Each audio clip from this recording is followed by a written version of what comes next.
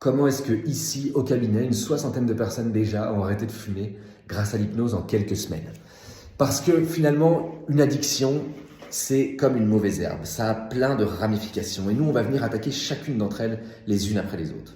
La première, elle est comportementale. Un fumeur, il a l'habitude de fumer dès qu'il se réveille le matin, café-clope par exemple, ou quand il boit des verres avec ses amis, ou encore quand il rentre dans sa voiture. Donc on va venir agir sur tous ces moments pour pouvoir déréguler ces automatismes. Ensuite, un fumeur aussi, il ressent bien sûr de l'envie. Il y a quelque chose de l'ordre de la physiologie.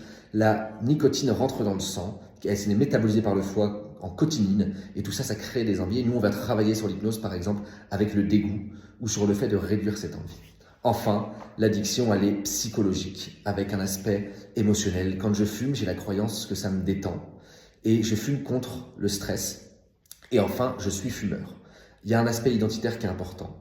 Par exemple, un conducteur de taxi, il conduit. S'il ne conduit pas, c'est plus un conducteur de taxi. Donc un fumeur se doit de fumer. Et donc tant que dans votre tête vous êtes fumeur, vous allez continuer aussi à fumer. Et nous, on va vous projeter dans le futur pour que vous puissiez voir votre vie et tout ce que ça va vous apporter de ne plus fumer. Et à ce moment-là, même l'envie risque de disparaître.